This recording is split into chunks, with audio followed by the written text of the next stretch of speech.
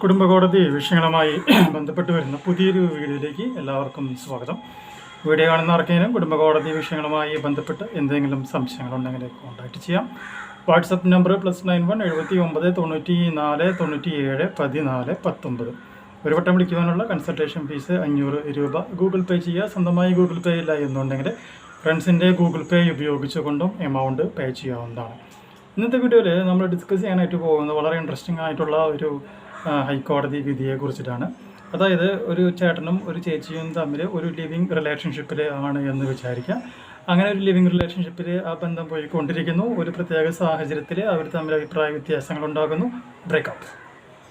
അങ്ങനെ ഒരു ബ്രേക്കപ്പ് വന്നു കഴിഞ്ഞാൽ ഈ ചേട്ടൻ ഈ ചേച്ചിക്ക് മെയിൻ്റനൻസ് കൊടുക്കേണ്ടതായിട്ടുള്ള ആവശ്യമുണ്ടോ അല്ലെങ്കിൽ കൊടുക്കണോ എന്നുള്ളതാണ് ചോദ്യം.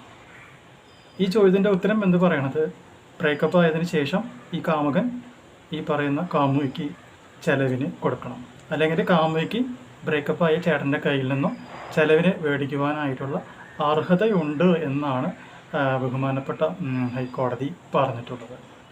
അപ്പോൾ ഇപ്പോൾ ലിവിങ് റിലേഷൻഷിപ്പിൽ ബ്രേക്കപ്പ് ആയിട്ടുള്ള ആൾക്കാർക്ക് CRPC 125(1) പോലെ ഉള്ള ഇൻ്റർവ്യൂ മെയിൻ്റനൻസും അതുപോലെ തന്നെ മറ്റുള്ള ആനുകൂല്യങ്ങളും ലഭിക്കാനായിട്ടുള്ള അർഹതയുണ്ടെന്നാണ് പറയുന്നത്.